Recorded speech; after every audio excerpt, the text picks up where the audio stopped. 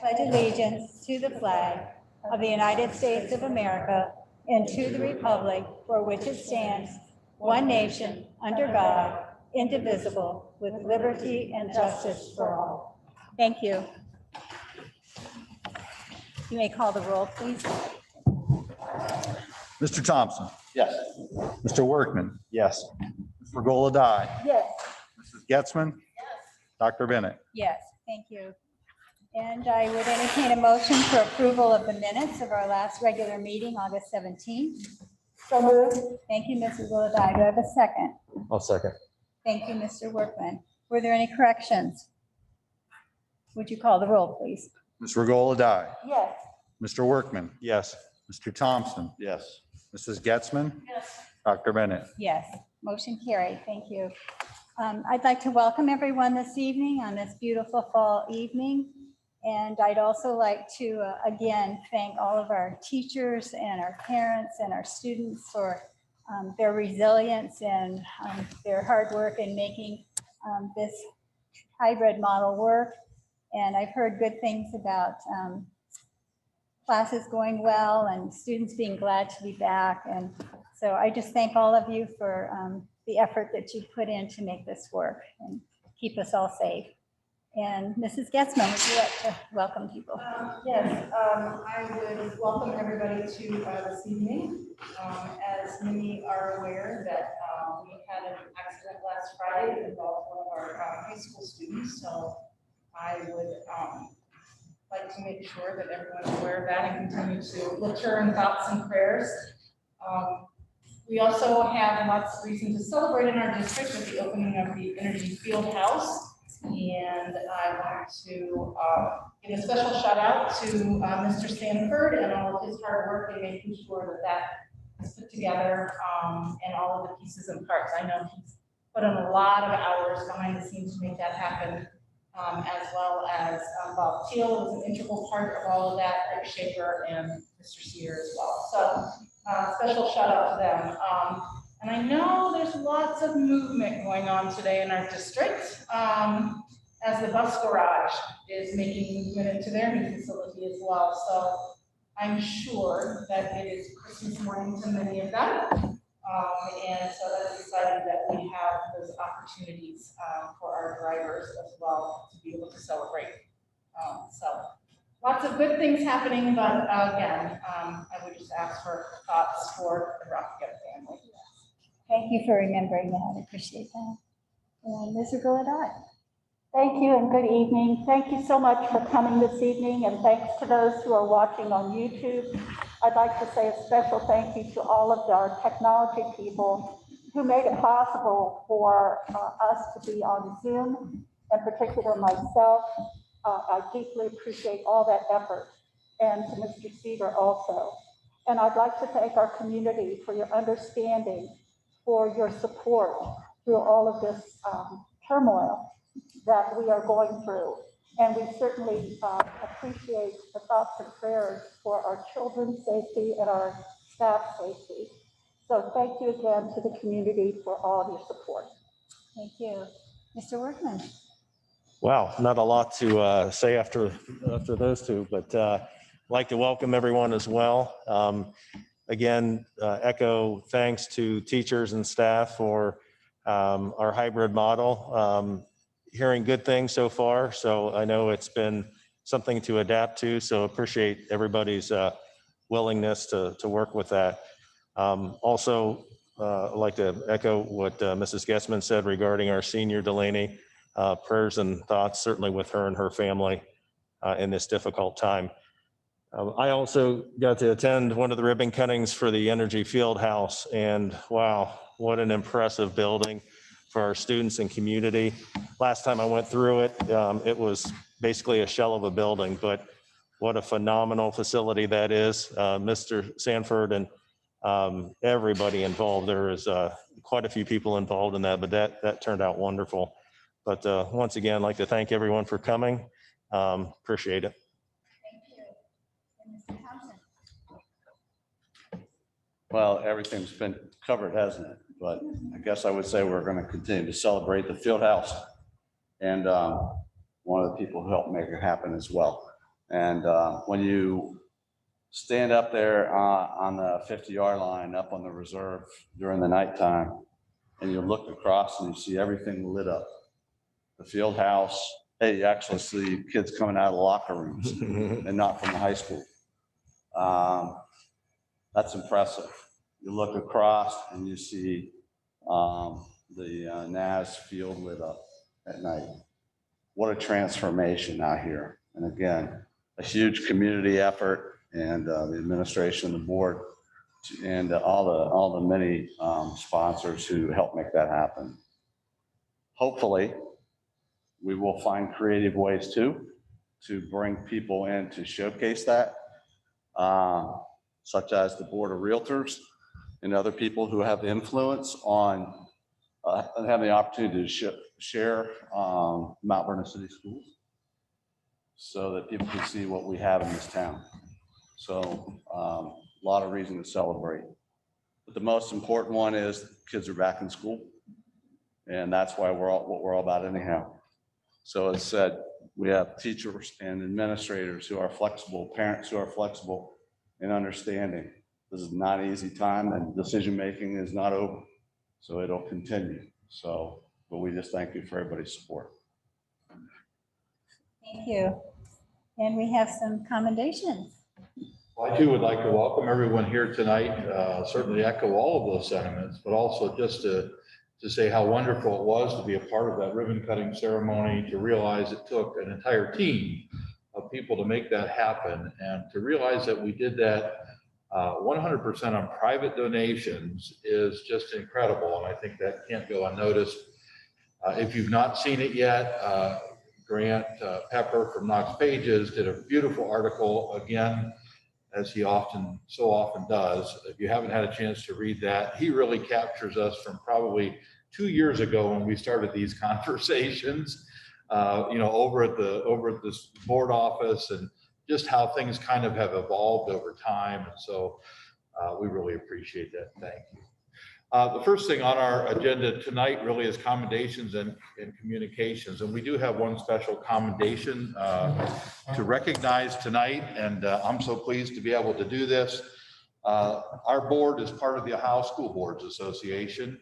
It's a wonderful organization that represents school boards throughout the state of Ohio. And they often will ask us, do you have special commendations that you would like to bring forward?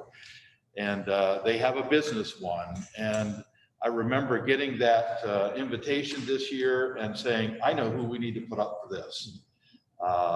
And it is Small Sand and Gravel, and Rob is here and his wife to represent them. And let me just say that we have many wonderful businesses. We obviously do, and we talked about that at our opening and our ribbon cutting ceremony.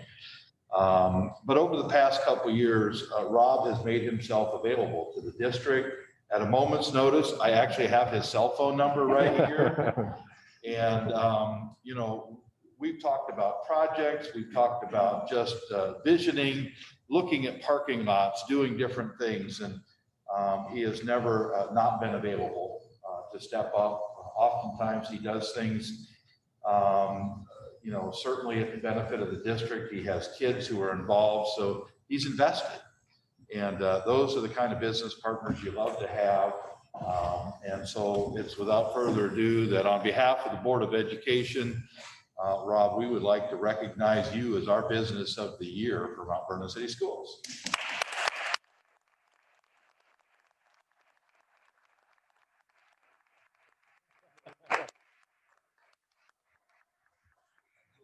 Mount Vernon City Schools recognizes Small Sand and Gravel for their overall contribution to our schools and exemplary service to our community. With our gratitude, thank you. Thank you. Now you only have to speak at that level. Thank you all. Rob.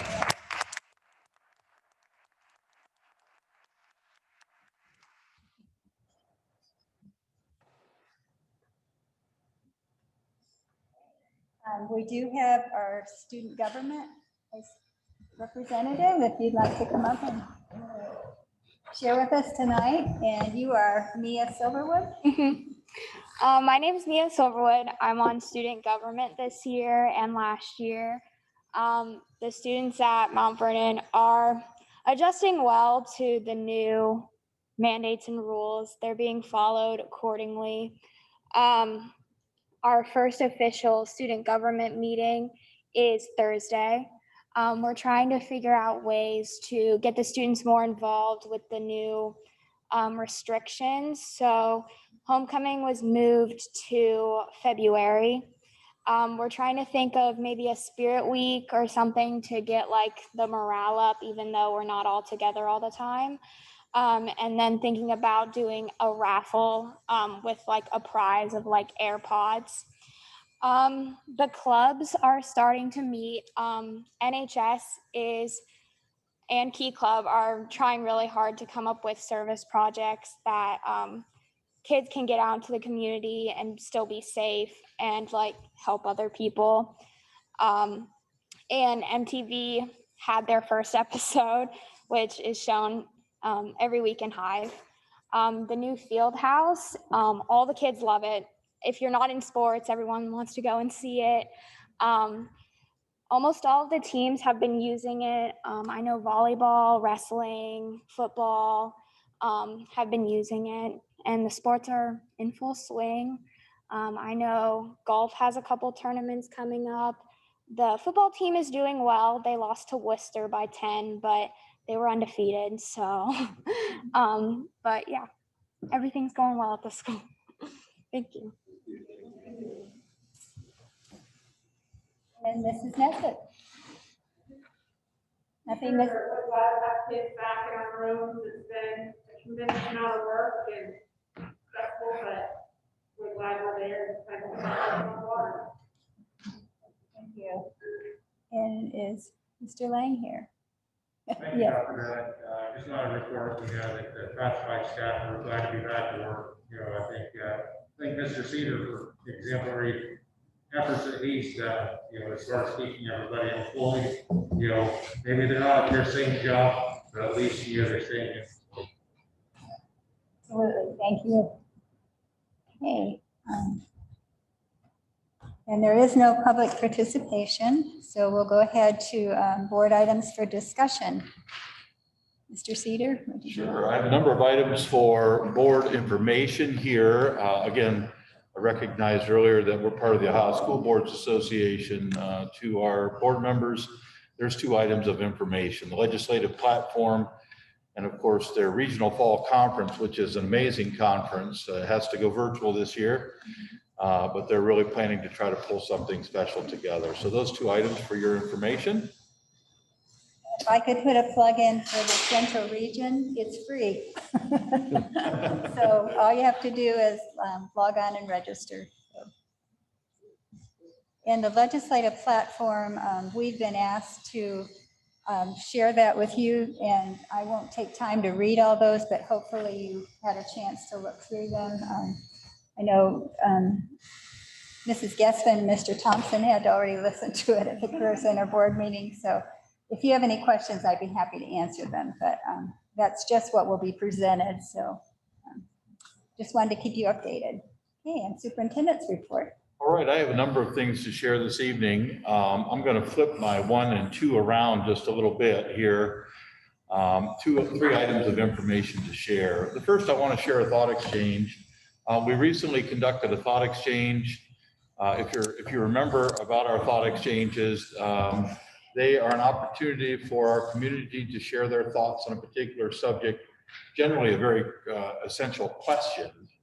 And we did one of those about a week and a half ago. And the question was, what are some important things to consider as we decide what learning mode, traditional, hybrid, or remote, we will operate under during the second 9 weeks? And we put that question out to our community to weigh in on. And so this is a web-cited version that will be on our website tomorrow.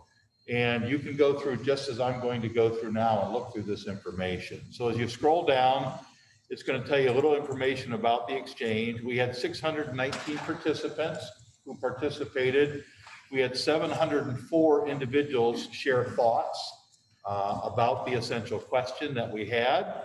And we had 33,030 folks who rated those thoughts. In other words, They looked at the thought, and if they thought it was a really good thought, they rated it a 5-star. And conversely, if it wasn't quite in their line of thinking, they rated it differently as well. So you want to know how who participated in this? We asked a question before the thought exchange. What groups do you most identify with? 71% of the respondents, or the 619 participants, were parents or guardians, or 405 parents or guardians. 19% were staff members, 7% were students, and 3% were others. We also asked another clarifying question, which said, which building do you most identify with? And they have their choice, obviously, of our 6 elementaries, our middle school, and our high school. And you can see the percentages there. Generally, your high school and your middle school, they're our largest populated buildings, so you can imagine that they would get perhaps a little bit more of the representation there. Just a little under 50% between those 2 buildings, and the rest kind of broke out into elementaries. Then we asked, before the essential question, we said, at this time, what is your preferred learning mode? Where would you like to be right now? And 56% of those 619 responders said they like to be green, or traditional 5 days a week. 33%, or 187 of them, said yellow, hybrid, what we're currently in, the 2 days in person, 3 days remote. 4% said red, that's online, everybody, and we had 7% who said Digital Academy. And so that was kind of the representation of that group. As you get a chance to look at this on the website tomorrow, you'll be able to then scroll down here, and you're going to notice there are top thoughts, and there are themes, and there are theme titles. If you just want to look at the thoughts, you would just simply click on the view button, and you would have the ability to go down. There are 15 pages of these thoughts. And you'd be able to go down, and you would be able to look at each one of the thoughts, and they're ranked according to how people rank them. All right.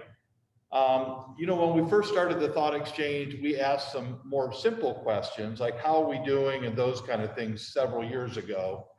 And I think we opened up the idea that people would just share any thought that they had when they jumped on the thought exchange. So while the number one thought here were teachers are great, and we're so very, very appreciative of those thoughts, as we continue with these, we really want to focus on the essential question that we have. And you can sift and sort these out and get down to the essential questions. If I go back after you search through all the thoughts, and as you look at these, you'll see there, this one has 4.5 stars. It was ranked 1 out of 693. 66 people ranked it accordingly that way. But if you go down to the next one, the themes, I really like this view. And this is something that we kind of begin to parse it out. So if I hit the views, what you're going to notice here is, get rid of that. Anytime the word mental health comes into a thought, it will put it in a category. And so there are 26 thoughts that recognize or pay tribute to mental health. All right, and the rankings are about 3.4 stars. Class sizes, hybrid, learning in children, COVID, home. Anytime you look at one of these items, you can scroll over it. And in COVID here, you've got 55 total thoughts. If I double click on here, it will take me right into those thoughts. And then I can begin to look at all the thoughts within those themed categories. And so I think it's a lot of really, really valuable information. Again, going back to our essential question, what we were looking for is, what are some important things to consider as we decide what learning mode, traditional, hybrid, or remote, we will operate under during the second 9 weeks. It's fair to say that we have opinions that range from all spectrums as you take a look at it. I wanted to point you to one other piece here. I'm going to share this with you. When I get into the dashboard and I can break down some of the analytics of the thoughts, there is a section over here called differences. And it's really interesting. So this blue module, we'll call it side A. There were 149 people in this particular grouping. There were 98 in this grouping called side B. The interesting piece here is it's going to share their differences, their vast differences in the conversation. So here's a thought. Other school districts are open fully in the area. Why hybrid with level 1 county? need to be back in school, and this is the thought of that person. Well, you'll notice these 149 people all rated that a 5-star. So it was a very high rated thought.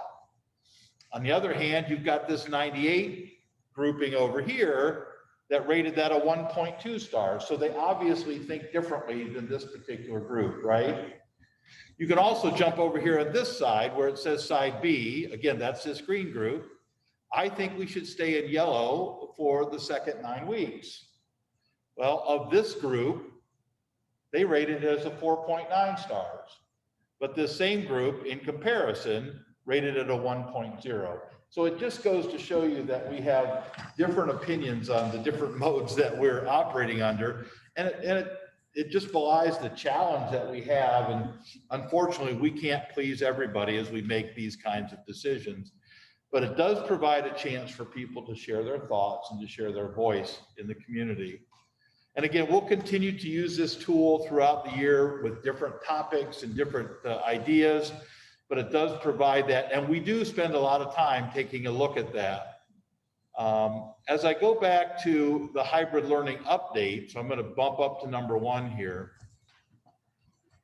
I'm going to share this with you, and I hope the board can. I know I put Dr. Bennett at a disadvantage because it's at her back, and I feel bad for that. But I wanted to give you a little bit of a hybrid learning update because it kind of you'll see how it kind of folds back into the thought exchange here in a second, okay? So the hybrid learning, this is a review of the decision we made in early August to start hybrid. At the time we made the decision to go hybrid, Knox County was in orange for 2 straight weeks. It was being shared with us that we thought for sure Knox County was going red. And multiple weeks in a row, the numbers continued to rise. We were also informed that if Knox County were to go red, that the health department at that time would have strongly encouraged, if not said, you need to go minimum hybrid, maybe remote. So we took that into consideration. And then there was the idea of certainty versus uncertainty. We wanted to make a decision that would allow our students and staff and our parents to plan for an extended period of time. If we would have started in a different mode, we could have found ourselves shifting rather quickly, dependent upon whether the county was red, yellow, orange, or even purple. Social distancing became a greater concern as we got closer to that time frame. We were doing mock rooms where we were going in and setting things up, and we realized at that time social distancing would have been minimized. Masking guidelines at the time allowed for more flexibility, but even after we made a decision to go hybrid, they came out with a masking mandate, which kind of negated some of those reasons that we had looked for with the masking piece. But it did include the ability to allow for mask breaks. And then finally, it really allowed teachers and students time to adjust to the new safety protocols and to develop consistent routines. We were really concerned about that and how we would just start right in. And so those were some of the reasons why we made that decision back in early August and where we were at that time. What I would say based upon the results of the hybrid learning up to this point are simply this. Operationally, the hybrid start was incredibly successful. As all of the aforementioned reasons for going hybrid were realized, they really were.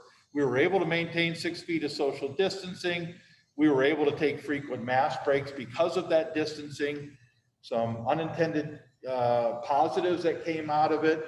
Because of smaller class sizes, teachers were able to spend more individualized time with students because oftentimes the cohorts might be 10 students versus 21 students. Transportation was efficient and uneventful. And if you know anything about transportation, you want it to be uneventful. And the adjustment to new routines and safety protocols was smooth. There's no doubt in my mind that at the time when we made this decision and the time we started school, this was the right decision in our opinion, in my opinion. I'm certainly not sure everybody agrees with that, but that's why we made that decision.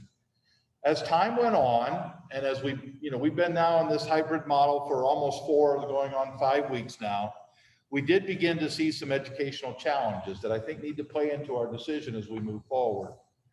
Digital Academy went through some growing pains. We have a little different model at the elementary level, a little different configuration at the middle school, and the high school's been doing it for some time.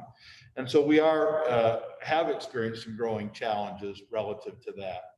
Probably the biggest challenge we had, and we felt like we were very upfront on this, is that when you got into an online digital academy, especially at the middle school and high school, that was going to be 100% online digital content. Teachers were going to facilitate that learning. They weren't going to teach it all to you. And I think there was some confusion with that. Student accountability on remote learning days has been a challenge. So we're in school 2 days a week, but we're at home 3 days a week. What our teachers are telling us is when they're there, they're able to really have that focus time and instruct. When they're at home, we have a certain percentage of our population who just aren't able to function as well at home and to turn in work and to have accountability. So that's something we need to consider as we move forward. Some students are beginning to fall behind academically because they're not in school every single day. The other concern I have, and we have a couple different groups that have met, our social, emotional, and school counselors have met recently. I am concerned about our teachers. You know, our teachers are burning the candle at both ends. And what I mean by that is this, you know, our teachers who are doing the in-person and remote learning, they're developing in-person lessons and they're developing online lessons. Well, when half of the student population is there on a Tuesday, the remote students have work to do, and yet they're contacting teachers, you know, at all hours of the day and at night. And so teachers feel like they're kind of on duty from, you know, 7:30 in the morning, sometimes up until the time before they go to bed, because as most teachers are, they want to help their kids. And yet the questions don't always come between the school hours. And quite frankly, teachers are teaching during the school hours, and it makes it challenging to help those remote learners. So those are some things that we've learned along the way relative to this. So we do have some decision timelines that we need to be looking at very, very carefully. The first 9-week grading period ends on Thursday, October 15th. That's coming up. Believe it or not, this is the last full week of September coming up. The second 9-week grading period begins Monday, October 19th. And the second 9 weeks is when we said we would have a decision prior to that, so we knew what we might be doing moving forward. In order to properly prepare for the second 9 week, we need to make some decisions on what learning mode we will operate under. And I believe, and I would take this to the board, I think by October 2nd, that's a Friday, we need to be able to take as much information as we can and make a decision about how we're going to move forward. And you say, well, it's October 2nd and we don't really start until the 19th. We need that time between there and October 19th to make some different kinds of operational decisions. Once we make that decision around this October 2nd timeframe, we would then need to provide parents an opportunity to declare their intent of what they want to do for the second 9 weeks. Because invariably what's going to happen is this: we'll make a decision, and there will be people who are all on board with that decision, maybe some Digital Academy students who want to come back, and we need to know what those numbers are so that we can plan and prepare. On the other end, we may go to a learning mode that some people are currently in hybrid. If we would go green, maybe they don't agree with that mode right now and they have other priorities. They may want to say, well, you know what, I think I want to go to Digital Academy. All of that takes some operational work to make sure we got the right staffing and all the people in place. So we would need to allow parents to decide between the selected learning mode that we decide on the 2nd or the Digital Academy by Sunday, October 11th. Now that gives us just 1 week to be able to begin to make some adjustments if we need to make adjustments. If we stay in the current learning mode, which is hybrid, obviously operationally we would keep things very similar, but we may have to perhaps increase, you know, on the Digital Academy side. But if we would happen to go green, then obviously we've got to move furniture and we've got different operational considerations on the other side.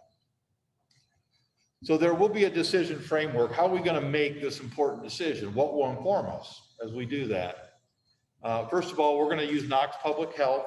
They've been a valued partner, and we really want to look and understand that data. All right. So what will Knox County be in 2 weeks from now? thankfully, we've stayed yellow for the past 4 or 5 weeks, I believe. Even though we went orange 2 weeks in a row and we thought we were moving, thankfully, we were able to kind of back down off of that. We've stayed yellow for the past number of weeks, and that's a good thing, all right? But we need to know in the next couple of weeks is there going to be changes along the way? We also need to work with Knox Public Health to determine county cases, not only just general cases in Knox County, and you can look at their dashboard and you can gather that information. But we need to be able to keep in mind where our students are. Currently, we have 2 active student cases. We're now kind of at that point where more and more activities are going on. Does our student cases rise, and where do we take that information? We also need to know where our staff is. We've had a number of staff members just prior to the start of school test positive, and we were able to mitigate those, and they didn't come in contact with students at that time. But if in fact a teacher were to be a positive, then obviously they would have to be quarantined for a period of time. And how do we manage those classes? So we're going to keep a close eye on those. This week, we're going to be sending out both parent and staff surveys will be sent out. And there'll be a variety of different questions in that survey, but ultimately it will come down to a much more specific kind of question about what learning mode you would prefer. I had 619 people respond to the thought exchange. You know, we have about 3,800 students in Mount Vernon, so there's a much bigger representation of those who will want to respond to that survey to provide us information to make that kind of a decision. We'll also do a staff survey. It'll ask them the same kinds of questions, and we'll also ask some educational questions there as well. We have been having ongoing discussions. I know when I say general education, discussion and data collection, special education, discussion and data collection, social emotional discussion and data collection. We've been meeting with various groups and collecting different types of data so that will help us inform us of our decisions. And I know Pam has led the effort on both the special education and the social emotional. And interestingly enough, just to give you a quick tidbit in the social emotional piece, students who generally might cry out a little bit more during the school time, their stress level is actually down, and we're not getting that same level. And maybe that's because there are fewer students in the building and those types of things. But yet, you know, staff social emotional is a little bit higher. And so we're just trying to calculate a lot of that data. Attendance is important. How much work is being done at home? We're going to be looking at operational capacity, our ability for substitute teachers and support staff, ongoing communication with other districts and institutions. I met last week with all of the county schools and went around one by one and said, how's it going? What are your challenges? You're green, we're hybrid. What are you looking at? And they're always gracious enough to give us that information. I called both MVNU and Kenyon, and we walked through some of what they're experiencing and what they're doing and what their decision points are as we kind of make this next level decision. And then, of course, the thought exchange. Those are key factors that you shared with us. And so while there were 619 thoughts, and again, some wonderful thoughts around lots of different things, I really pulled out the essential question. And I came up with something that I thought I'd share right here. What ultimately it comes down to is this learning mode comparison. So if you picture this, we have traditional on one side, we have hybrid on the other. Anytime you adjust, you're going to tip that scale one way or the other, all right? What I noticed, the 2 primary factors that came out in the thought exchange were education and safety.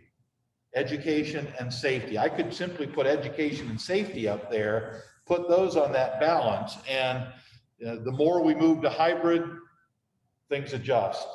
And so here were some factors to consider, and I need you to follow through. Social distancing was one of the big factors they said we should consider. Well, if we go traditional, we will decrease our social distancing from where we are today. It won't be 6 feet anymore. It's going to be, you know, that 3 to 4 to 5. And so we just have to understand that.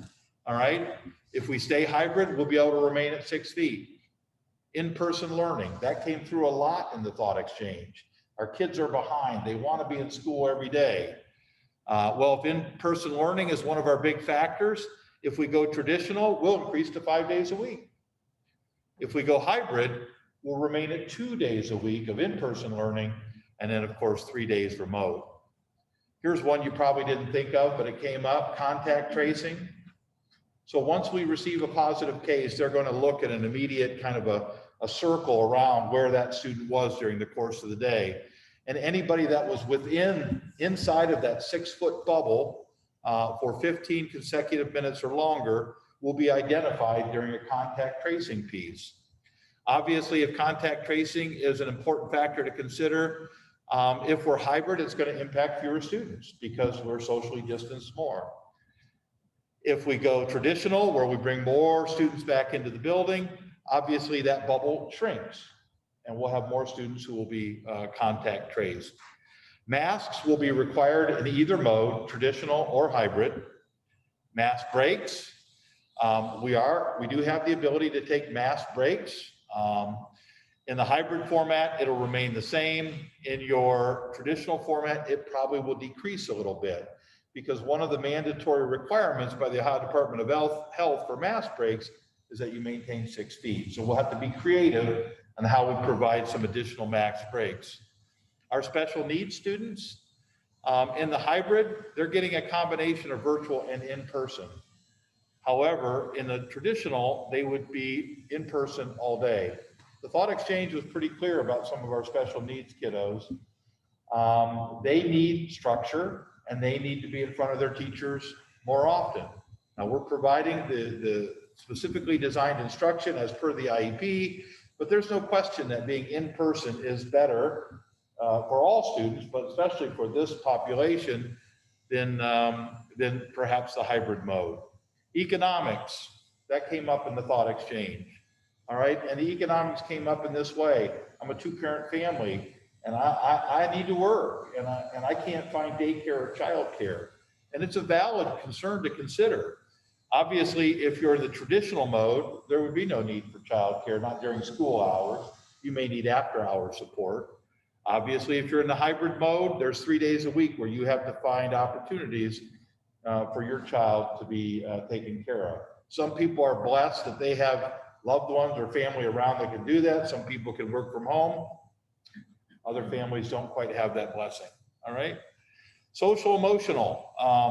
If we go traditional, there'll be increased support and consistent peer interaction. It's an interesting, consistent peer interaction. One of the things that came out in the thought exchange was just the ability to see their friends and the ones that they want to be around. And sometimes they're not part of the same cohort and you don't ever see them, but you're certainly limited to only seeing your friends 2 days a week. Obviously, under the hybrid model, it's a little limited and it's a little less frequent peer participation. Whoops, my little thing's going to get in the way down here. Food services. I put food services, but we realize that we have a lot of students who are on free and reduced lunch in the district. And obviously, if you're in person 2 days a week, you're going to get those breakfast and lunch served to you. Now, we do provide for students in the hybrid mode a free breakfast and a free lunch those other 3 days. However, you've got to come and pick those up on a Monday. And not all our students have the ability perhaps to do that.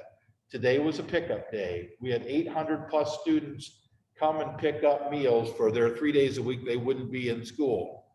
But again, we're talking about 800 students, and we're talking still about 3,800 students in the district. Obviously, if we were in a traditional learning mode, we'd be in person 5 days a week. And so those meals would be provided for them. School transportation has been pretty smooth. Right now we have, in general, we have 1 per seat. Go back to the traditional mode, there's going to be more opportunities that we're going to have to put 2 people in a seat to get them to school. However, on the bus, everyone's required to be masked all the time as it is.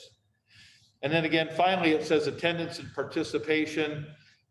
This was a concern that came up quite a bit. Some parents in the remote environment and teachers have shared in the remote environment, they can't keep their kids engaged at home to do that remote work. So there are remote learning challenges in the hybrid.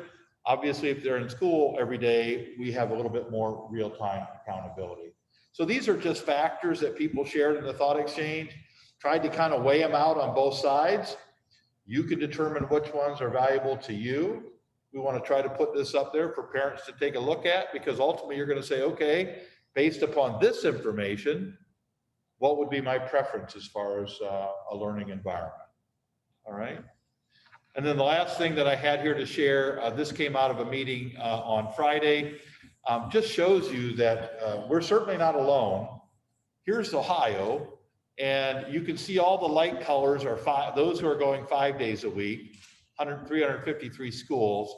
Generally, those are much smaller districts. You have 169 schools who are going hybrid, just like us. And you'll see that they become a little bit more congregated around the bigger city areas. And then you've got still 87 schools who are fully remote. They're doing online every day. So we're kind of in that mix of where this is at. So that just gives you a sense of kind of where we're at, where our next decision points need to be, the information that we still yet need to gather and collect. And again, October 2nd is coming up. It's not this week, it's the end of next week. So we'll be getting these surveys out here by tomorrow, Wednesday at the latest, to begin to collect that information as much as we can, pull all of that information together and really begin to weigh out the different options for the district as we move forward. Do you have any questions to ask me as a board relative to the information that was shared? I think it's very helpful to see the comments, and it was kind of overwhelming to try to read all of them. It's overwhelming to think about it too. And again, I probably in my career, this has been one of the more agonizing decisions because there isn't a win-win situation. There just isn't. And I feel for the families that because we're in hybrid, that they're having a tough time making ends meet. Or those that want to be here. And I also am concerned about safety and want to be on the safest side of things. But the reality is, when you have safety and you have education, if you're going to increase safety, you're probably just dropping the education notch down a little bit.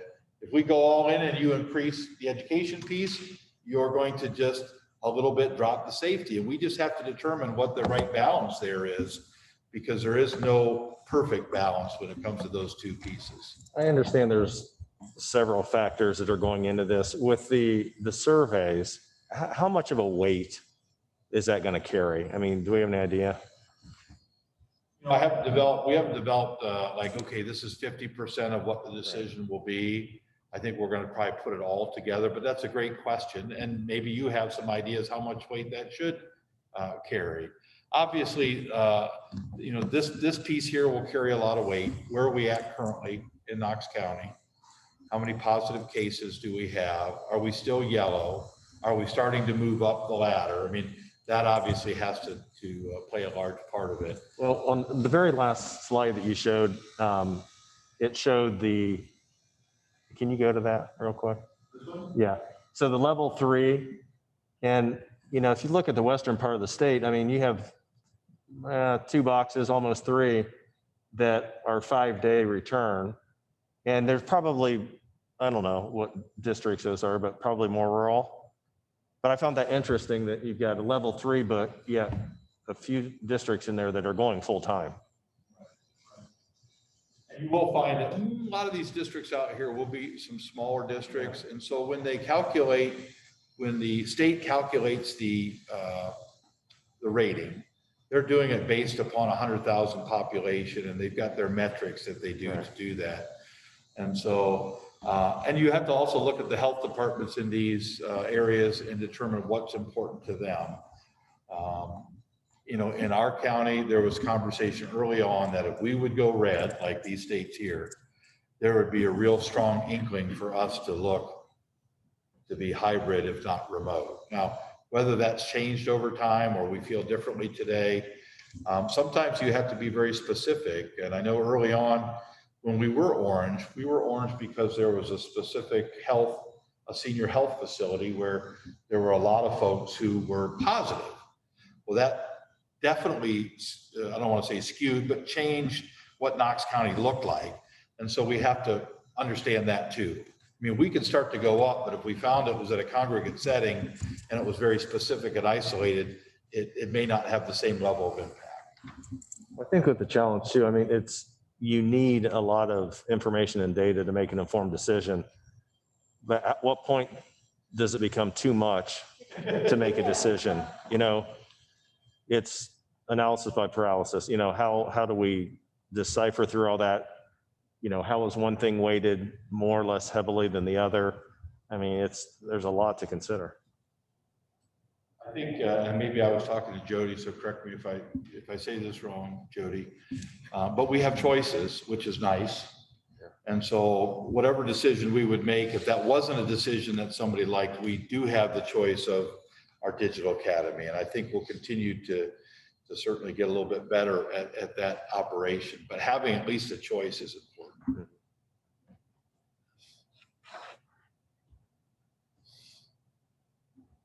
I guess my only question would be if we need to make a decision by October 2nd, we're not allowed to meet except as in a public meeting. So will we have a work session or will you inform us That would what be, a that would be- recommendation or? We could do either or. We could certainly have a work session to have that conversation as we gather that information. We would have to schedule that for sometime next week. Or I can continue to provide you with the information and my recommendation, and you can weigh in on it from that point. We can do either one, but I will certainly leave that up to the board to make that decision. Thank you for collecting all of this data. That's very, very helpful. So, When do you expect the next, are you looking to get that out tomorrow or? Yeah, I think we can get it out tomorrow. Do you feel like, is this helpful to get out and to share?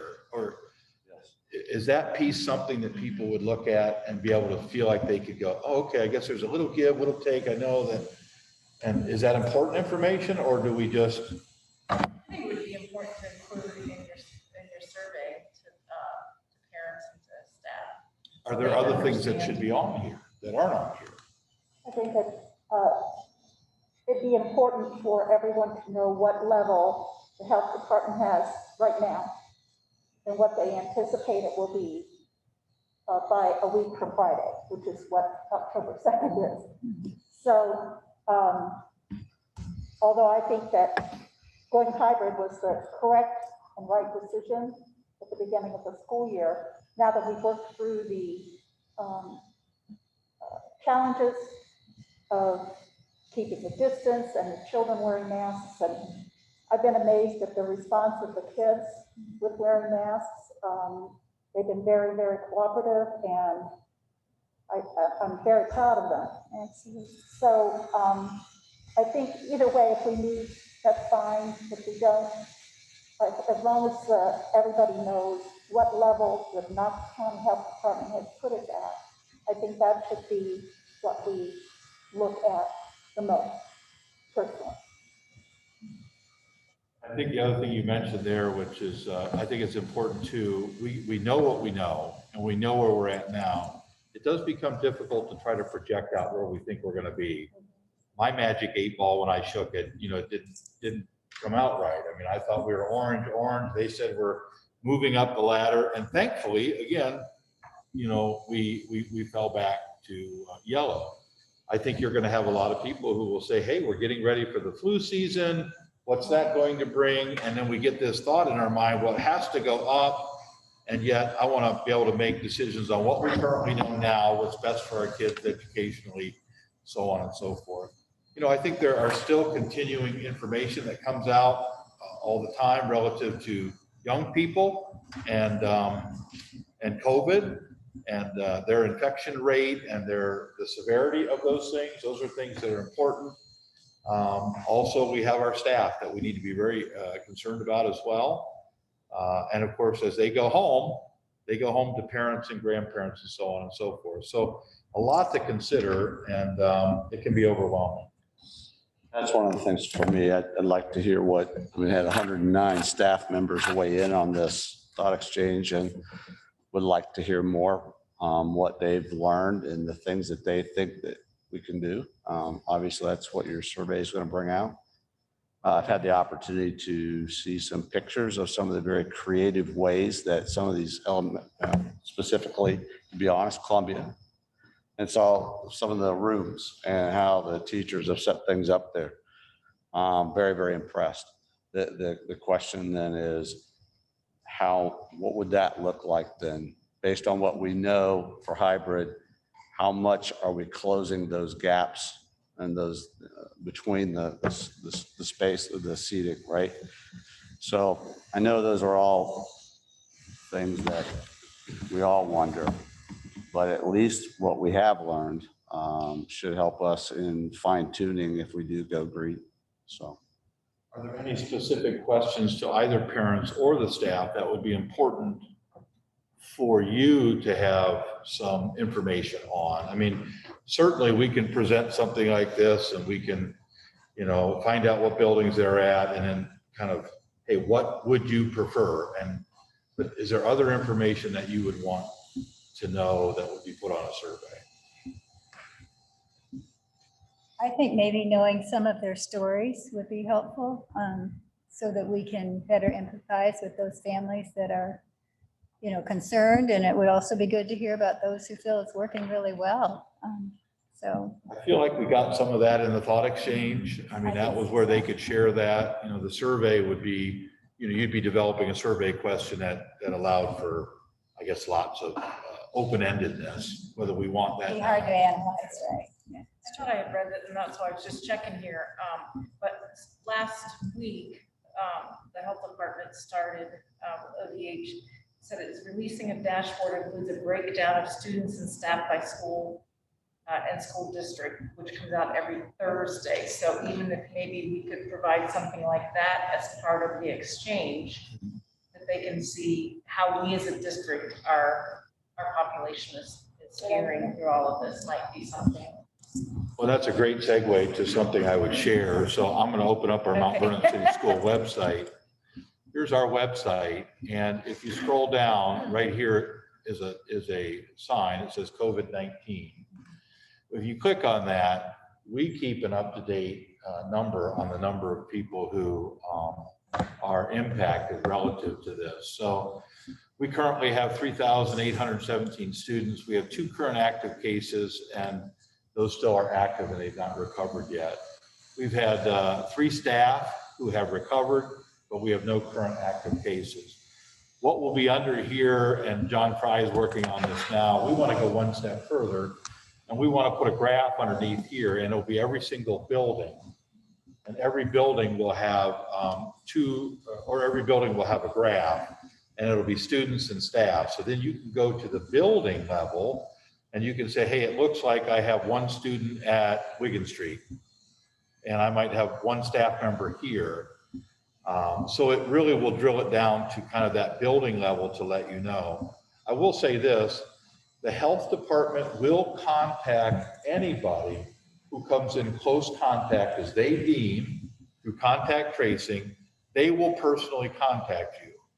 Even though we're going to go ahead and put down the building level, all right, there will be people who want to know, well, what grade, what class, and it goes all the way down. Then we start getting into some HIPAA and FERPA violations.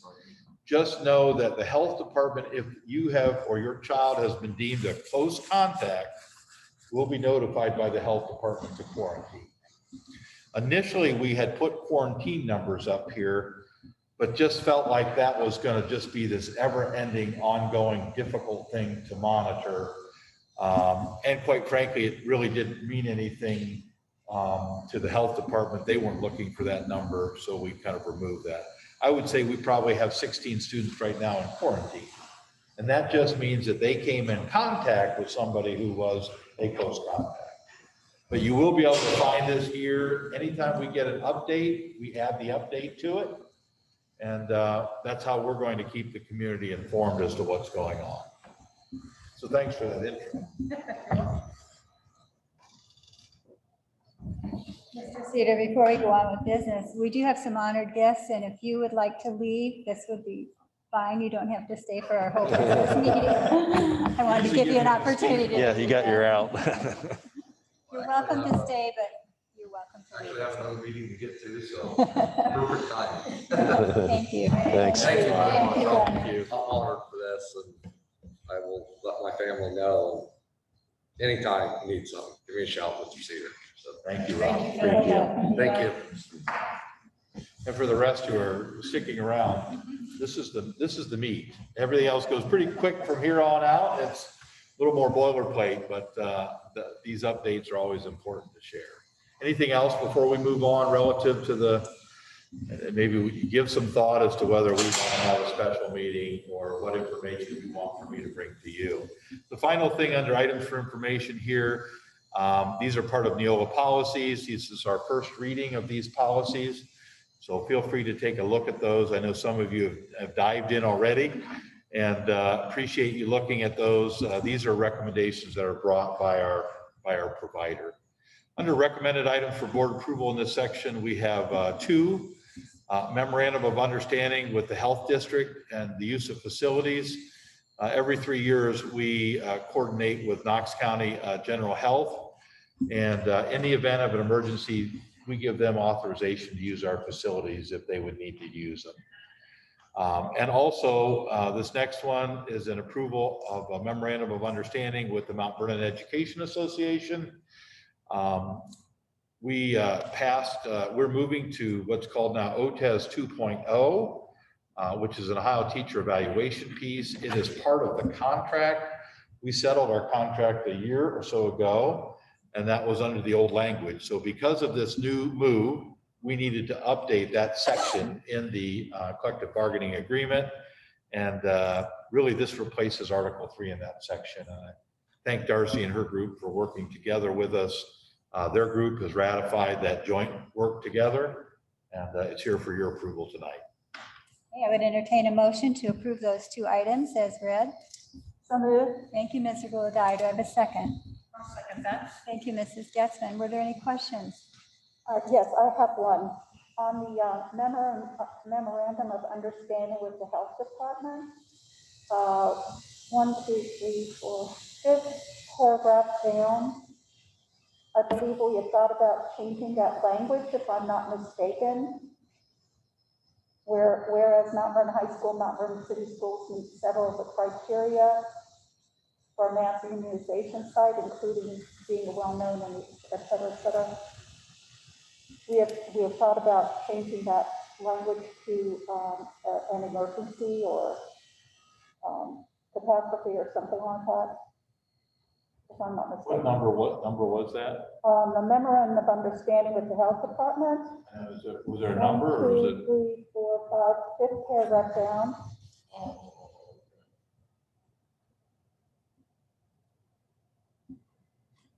Maybe I can go look at that if you want to hold the motion to fix that and bring it back in October.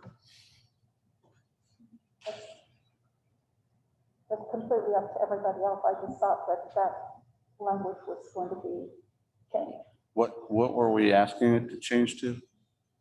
Under B1,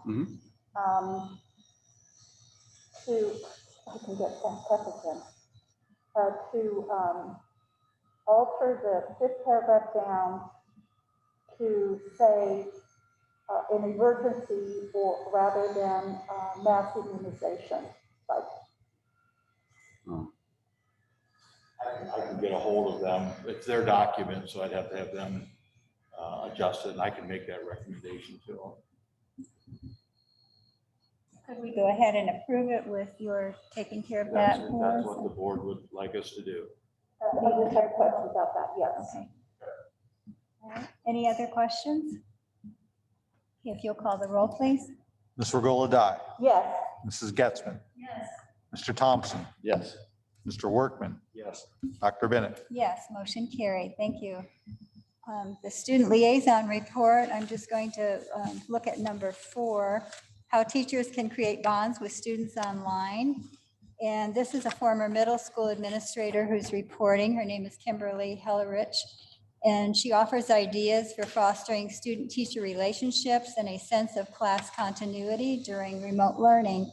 And some of her suggestions, she talks about establishing strong teacher-student relationships being key to educational success, and that they provide students with a sense of support and the knowledge that we care. And I remember administrator always saying, students don't care how much we know until they know how much we care. So that's very true. Her book, and this was by Zaretta Hammond, she quotes her, Culturally Responsive Teaching in the Brain. And she describes teacher-student relationships as learning partnerships that build on mutual trust and authentic connections, and that teachers can demonstrate caring by asking students about their personal interests and strengths and areas for improvement, and then providing specific feedback so students can grow. And she does something as kind of an icebreaker. It's called Two Truths and a Lie. So at the beginning of the class, each of the students submit to her 2 truths and a lie, and then they have discussion, and other students can ask questions to determine which is the lie and which are the 2 facts. And in that way, they get to know the students, and it's kind of an icebreaker activity as well. And she said individual conferences and goal setting are also so important, and that students indicated that they need the need for time in meeting skills. And she actually would write on 3x5 cards what their goals were and where they thought they needed improvement. And then she would keep track of that throughout the semester to see how they were doing. And that way students knew that they were really being paid attention to and that the teacher really cared. And then she'd come up with concrete steps to help students achieve those goals. Other techniques that she uses were called brain breaks and community circles. Getting student input is vital feedback that can help teachers adjust instruction. So she also focused on that. It also enables student voices to be heard, which helps them feel valued and build stronger relationships between students and teachers. So I know our teachers are doing so much right now, and they're trying to meet all the students' needs, but I know students need to feel like they're valued and they're cared about, and I'm grateful that our teachers are doing a good job with that. But just thought maybe those would be some tips.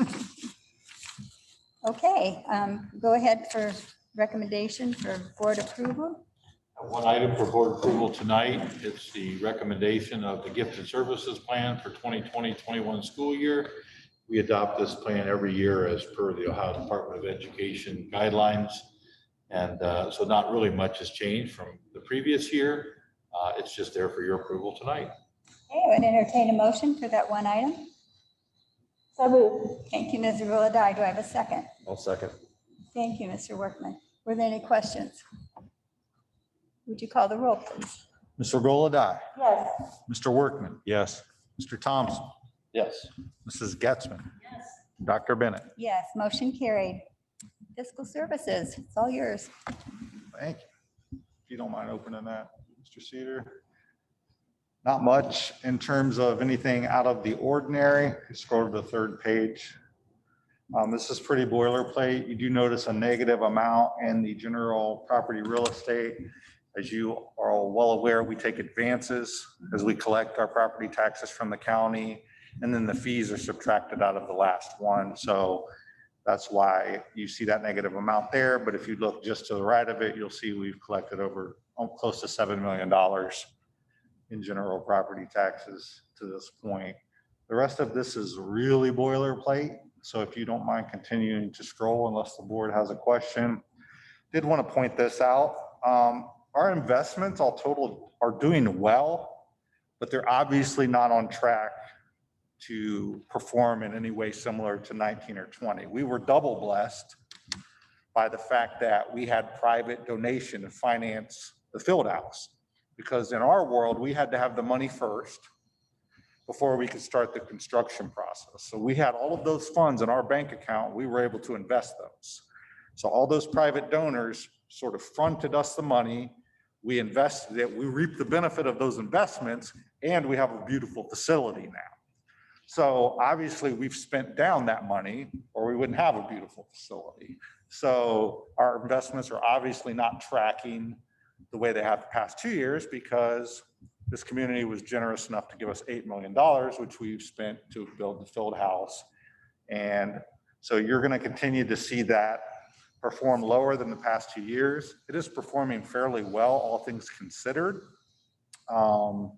Especially the investments that were out a year or two, because the interest rates right now are really, really low.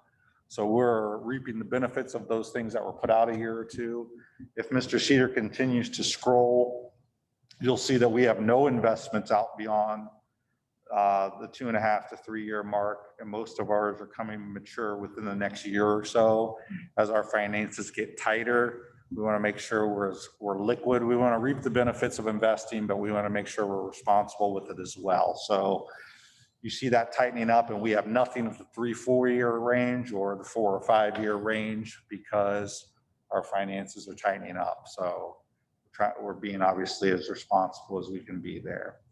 Nothing more on that unless the board has a question. The permanent appropriations are attached for your approval. The only thing you would notice different from normal is we now do have those 510 funds that were sent to us, kind of the second round of COVID funding from the federal government. You have to go to the middle column to see those. It's the $205,000 amount. We were able to purchase a lot of cleaning supplies and defoggers and things like that, utilizing those funds. So those items for your approval, and whenever the board is ready, I could read the donations. Okay. Please go ahead. We have a donation to the high school from Thomas Badger, $1,500 for Inspire jackets. We have a donation to the district from the United Way, and it's 395 disposable masks. We have another donation to the district from the Richland /F&H facility, silk coating and their layout and striped asphalt at Columbia, Wiggins Street, and the high school, which was a $500 value. We have a donation to Twin Oak Elementary from the United Way for gift cards to Staples in lieu of backpacks. That was valued at $300. And we have a donation to our elementary libraries from Paragraph Bookstore of 45 books. Thank you. I would entertain a motion then for those 3 items. Thank you, Mr. Thompson. Do I have a second? Thank you, Mrs. Getzmann. Were there any questions? Yes, I have a question regarding our finances, and they're starting to be a challenge. Is that because the state reduced our funds coming in for 20 and 21? Certainly doesn't help. Okay. You know, this district hasn't asked the community for new money. Now, we've renewed some emergency levies in almost a decade. So obviously we were getting close to the time where that money is kind of running its course, but then the state, due to COVID, when they stepped in, that certainly didn't help the process. So. Right. And that COVID money had to be used for certain materials. Yes. It could not be done just as a general fund, and this can be For used for wellness. anything, correct? Correct. Anytime we get federal money, it usually has many more strings than the typical money we get through our foundation payments. Thank you. Any other questions? Would you call the roll, please? Mr. Thompson. Yes. Mrs. Getzmann. Yes. Mr. Workman. Yes. Mr. Golodat. Yes, Dr. Bennett. Yes, motion carried. Thank you. Legislative liaison report. thank you. I'll keep this brief for time, but Governor DeWine did sign 2 pieces of legislation, HB 606 and 272. 606 was regarding civil action against businesses and et cetera for COVID losses for injury or death. 272 prohibits changing the election date. And then I'd like to skip to SB 358. No, pardon me, 350, SB 350, which would prohibit districts from providing transit passes for public transportation for K-8 students in the 2021 school year, and requires ODE to deduct district payments for non-compliance. And in that, the concerns from OSBA is that it will increase student transportation costs for districts. And ODA would incur administrative costs because they would have to monitor if a district was in non-compliance. So then they would have to pay for those costs. So I did write a email to one of the senators who sponsored the bill and said that I didn't think this was the right time to cut transportation possibilities for students. I don't know that that would include our rides through our Knox Transit here. I don't know if that would be included. I don't know if Pam, Mrs. Rose, you don't know? Okay, but I know it affects Columbus City Schools deeply, and OSBA is against it, and we'll see what happens. Any questions or comments, or if you have anything else that you'd like to know, just please shoot me an email, and that goes for anybody. Thank you. Thank you. Hey, business services. We have 5 items for board approval tonight. The first is the sheriff's agreement, law enforcement agreement for crowd control and game security. The second is for a change order. This was done just prior to the field house opening. And so we always document our change orders. Items 3 and 4 came through an audit request. We deal with some entities in Mount Vernon that are not part of Mount Vernon City Schools. And so we have to have a special service agreement to be able to work with them. You'll notice their number 4 is with St. Vincent de Paul, and number 3 is St. Vincent de Paul, and number 4 is Seventh-day Adventist. Our money needed to flow a little bit differently according to auditors through the ESC. And then number 5 is free facility use requests. It's exciting to know that our field house can be used in a positive way. Knox County Board of Elections has asked if they could use the field house for the November 3rd election as a polling place. And, a place that's a little bit bigger where they can spread out and they can create some better social distancing. And we're certainly glad to be able to offer that opportunity. And then the other request is I shared in a board update this weekend about a 4th grade, Mrs. Frackman's 4th grade camp read a lot and using it in the gymnasium. Those 5 items for your board approval. Okay, I would entertain a motion to approve those 5 items. So moved. Thank you, Mr. Workman. Do I have a second? Second. Thank you, Mr. Gulladye. Any questions? No, but I would just send my appreciation to Mrs. Frackman for her creativity and the 4th grade readers and their camp read a lot. So a lot of creativity and thinking went into making that happen. So. And I would like to say thank you to the Sheriff's Department for their reasonable rates. Very valued. Okay. Any other questions or comments? Would you call the roll, please? Mr. Workman, Yes. Mr. Gulladye, Yes. Mr. Thompson, Yes. Mrs. Getzmann, Dr. Bennett. Yes, motion carried. Thank you. Student services. I have no items for information this evening, but I have one contract for approval. This is a contract that you've seen before. It's through the Educational Service Center of Central Ohio. So it's the Columbus version of our local ESC. It's for orientation and mobility services. We have 3 students in the district right now who are learning to use canes and learning how to work through their community, how to get on and off CAT, how to go to a business using transportation when they have visual impairments. Our local ESC doesn't have a service to offer that for us. So these are part of IEP services that I'm asking your approval for. I would entertain a motion to approve that item as read. Thank you, Mr. Thompson. Do I have a second? Second. Thank you, Mrs. Gulladye. Were there any questions for Mrs. Rose?